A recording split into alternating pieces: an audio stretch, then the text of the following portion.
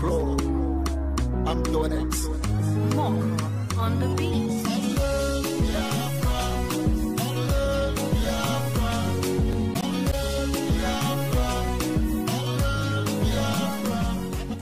Welcome to the Truth of the Matter show, coming to you from Biafra Television, London.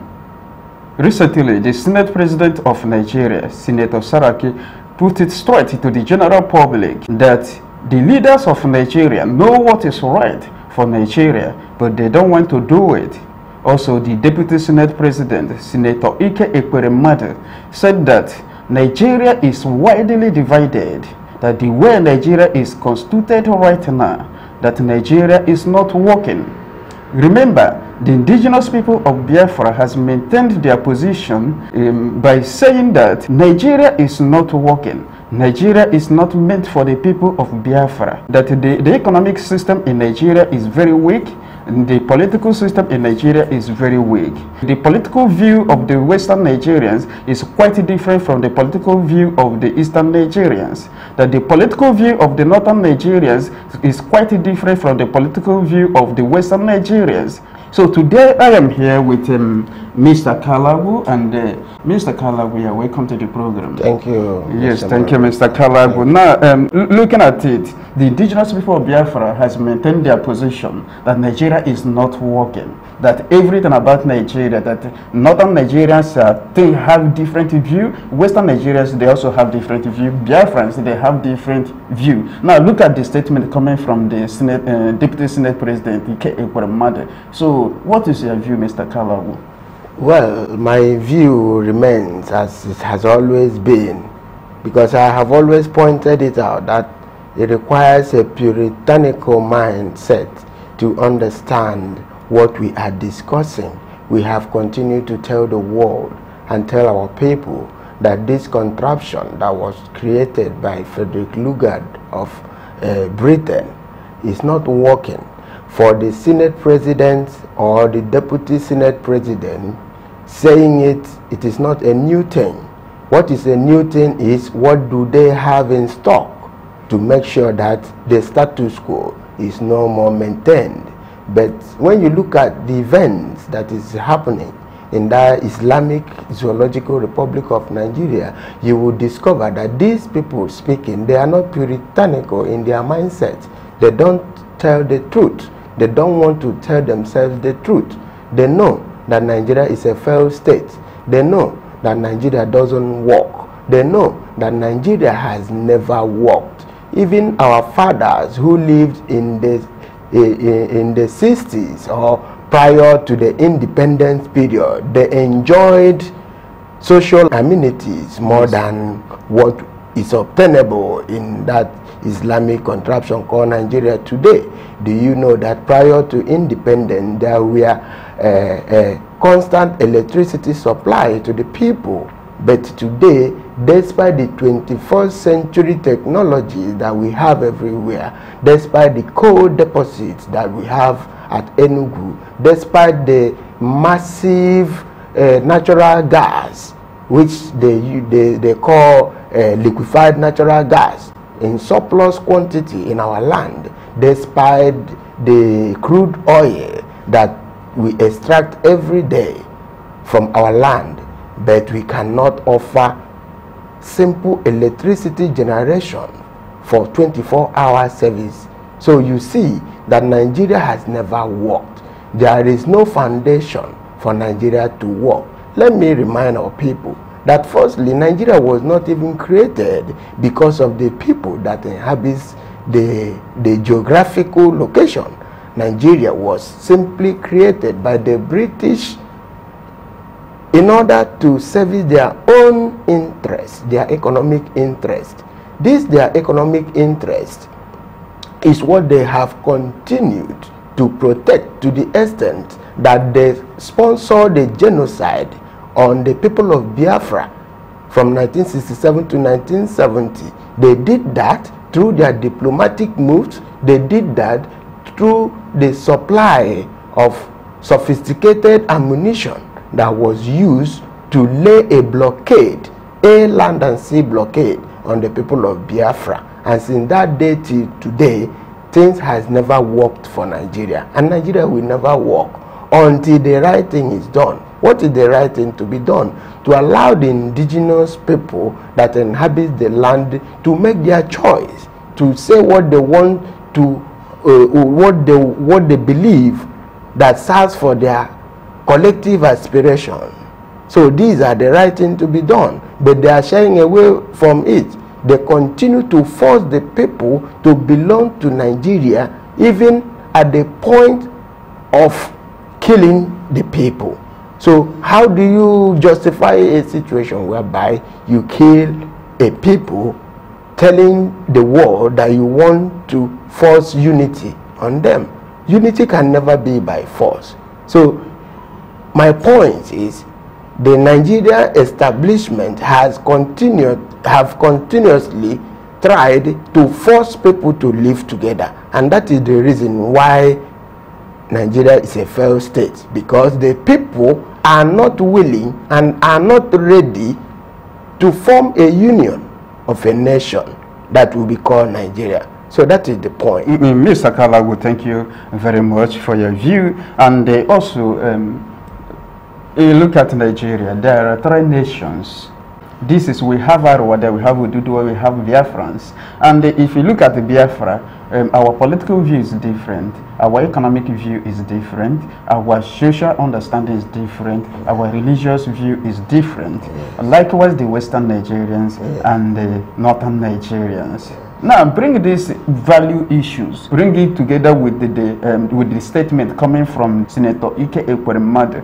Do you think that Nigeria can work? The value we share, the different values we share. And look at the British. When British was going out of European Union, they talk about the value they share, and the value is different. Because of that, they're leaving European Union.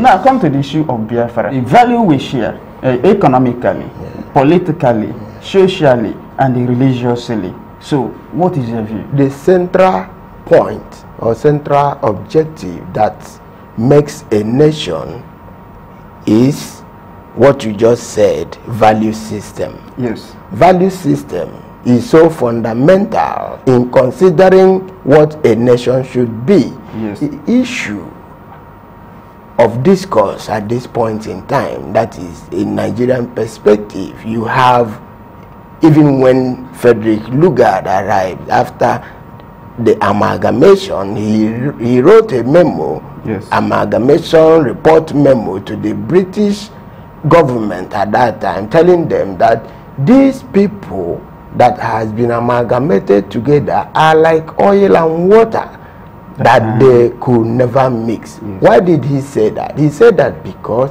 in the North, their value system is a feudal system, whereby you have the overlord and you have the serfs. In the West, they have their monarchical system, where the citizens, they prostrate before their monarchs. When you come to the Biafran land, you have a people who are distinct with their republican value system, which is quite different from these two other people that were lumped up together forcefully without their consent by these British people. So what I'm trying to say in effect is this: the 3 nations that were lumped up together and called them Nigeria has existed separately without knowing each other before the British came. I want to remind our audience to go and look at the origin of the Presbyterian Church of Nigeria. When you go to the archive, you will discover that in the year 1846, a man from Scotland came. His name is Hopeward Matterton. He established what is today, what was called at that time the Presbytery of Biafra. The Presbytery of Biafra was established in 1846. That is to tell the world that before the British came, they know that there is a place called Biafra. So for them to come today and tell us that Nigerian unity is not negotiable is hypocrisy, because they know that there is no unity. The people have never for one day come together and say we want to be one country and we want to bring all these different value systems together to form a country, because practically there is no how you can mix these three value systems together and work.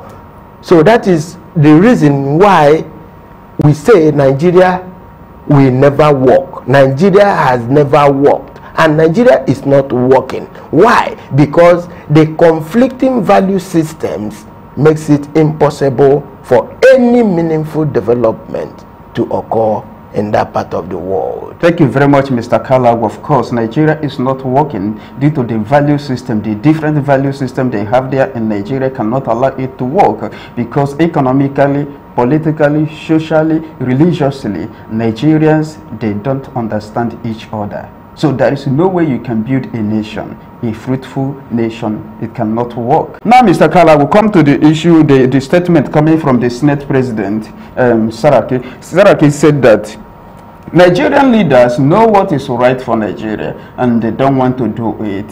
What is your view, Mr. Kalaw? Well, I don't know.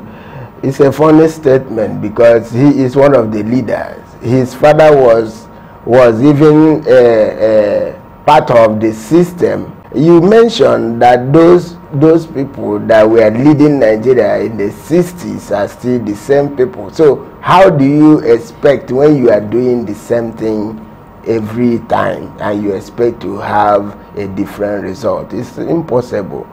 Yakubu Gowon was an ADC to Agui Ironsi, and he killed him.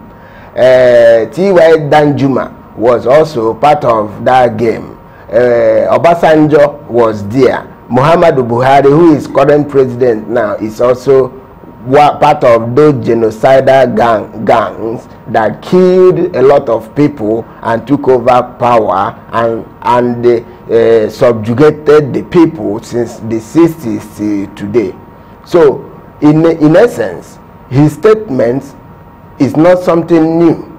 He's just trying to regurgitate something that has been said for a very long time. He's part of the problem. They are the part of the problem. In other words, he's saying that the leaders in Nigeria are corrupt. Of course, because they know what is right and they don't want to do it, and that means the leaders, Nigerian leaders, they don't love Nigeria. Of course, they don't love Nigeria. Nobody loves Nigeria. Therefore, nobody is a Nigerian. Nobody is a Nigerian. All right. Thank you very much, Mr. Kalaw. Of course, there is no way Nigeria can survive. There is no way Nigeria can come together and develop, because the people are not the same people. Now, as it is, I read from one publication, the Senate President, when he was saying that Nigerians should talk about unity before they talk about the so-called restructuring.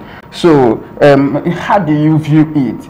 Do you think that can make a way for them? Well, Mr. Moderator, I have always been pointing these things out, that since the agitation for the restoration of Biafra gathered momentum, these criminal politicians, they come out from their holes and using this restructuring to hoodwink our people into abandoning the sacred quest for the restoration of Biafra. Okay, now, I also read the publication where the Senate President was saying that Nigerians should talk about the unity of Nigeria first before talking about restructuring.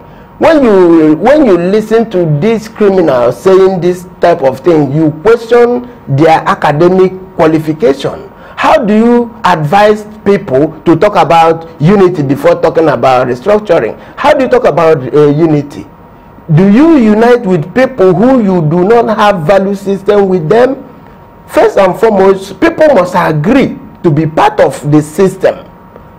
I must agree to be part of Nigeria before we talk about how, on what term do we achieve unity. And we, the indigenous people of Biafra, we have seen from all indicative that there is no hope for us to continue to be in Nigeria. We have been enslaved for quite a number of years now. People are shouting, crying for the enslavement and the selling of slaves in Libya, but they don't know that what is happening in Nigeria on the people of Biafra is more dangerous than what we are seeing in Libya. And you can see that some of our people who are in Libya even prefer to remain in Libya because Nigeria is a hellfire. So you must agree to be part of a system before you talk about unity. That is my point. So what you're saying is that before they talk about unity, they should call all the people in Nigeria, yes, and ask them, yes, to be part of Nigeria or not. Yes. So after that, if the people say, yes, we want to be part of Nigeria, they talk about unity. Yes. But if the people say no, that we don't want to be part of Nigeria, they should allow everybody to go to their separate ways. This is the issue here. Now, as it is, this man also, the Senate President, is also talking about unity before Nigerians can talk about restructuring. Now, go to the coastal region of Biafra. You see that they have used oil spillage and it destroyed the entire aquatic ecosystem. The people cannot fish in, the people cannot cultivate, the people cannot plant. The life there is very poor. Are you getting me? So now, can somebody go to the coastal region of Biafra and they talk about unity when you have destroyed life there? So do you still have anything to tell the world on the issue of the life of our people in the coastal region of Biafra, how Nigeria has destroyed our people, and also they are talking about unity without giving our people anything? Do you still have anything to say? Well, the only thing I say is the situation is very clear. Our people, both in the coastal region, should understand that Nigeria has never been sincere to anybody from our area. Each time they want to execute any project, if they wish to, they will use it as a campaign point. They have been telling us that they want to build a second Niger bridge since 19 Brigadim till today. They have never done it. Every electionary year, they will come with the same election campaign. The same thing is applicable to Ogoni cleanup. This year, they conducted their shenanigan called the groundbreaking ceremony for Ogoni cleanup. And I read yesterday that they mapped out 20 million naira for the cleanup. Imagine the 20 million naira, yes, 20 billion naira. 20 million naira. I read it yesterday. They have mapped out 20 million naira for the Ogoni cleanup. So when you look at these things, a Biafran from the riverine area do not need me to come on this studio to tell him what he can feel at the back of his house. In the riverine area, there are no facilities, no social amenities. Our people, they drink from the same river where they defecate. So when you look at all these things, you discover that our people has been in slavery for a very long time. Thank you very much. Slavery must stop at this point in time. Thank you very much, Mr. Kalago. Yes. What we are discussing right now is that the Senate President of Nigeria is telling the world that Nigerian leaders know what is right for Nigeria and they don't want to do it. Because Nigerians, they don't love Nigeria. Nobody loves Nigeria. That is why the leaders cannot do what is right that will make Nigeria to survive, that will make Nigeria to develop. Then also the statement coming from the Deputy Senate President of Nigeria, Senator Ike Ekweremadu, has emerged together with the position of the indigenous people of Biafra, who have been saying that Nigeria is not working, that Nigeria is widely divided, that the right thing that the world should do for Nigerians and for the people of Biafra is to allow the people to go to their separate ways, the same way they were before the advent of colonialism. This is the position of of the indigenous people of Biafra. And also the indigenous people of Biafra is calling on the United Nations to come in and supervise a referendum for the people of Biafra to vote yes or no, whether they will be part of Nigeria or whether they will go with Biafra. So this is the position of the indigenous people of Biafra. So that is it. So Nigeria is not working, Nigeria cannot work, Nigeria will never work. So that is it. Thank you for watching this program, and we're expecting your comment. We're expecting you to continue to follow this program, because we are bringing it to you raw, the general public, to see what is happening to the people of Biafra and the reasons why we are agitating for the freedom of Biafra nation. Thank you very much. Biafra freedom, freedom is what we need now. Freedom, freedom is what we want now. Biafra freedom, freedom is what we need now. Freedom, freedom is what we want now. Calling the United Nations to set my people free. Calling the League of the Nations to set Biafra free. Lord no. Calling the African Union, talk about my freedom. I'm calling the four corners of this globe to set Biafra free. Lord, for so long now, they will suffer.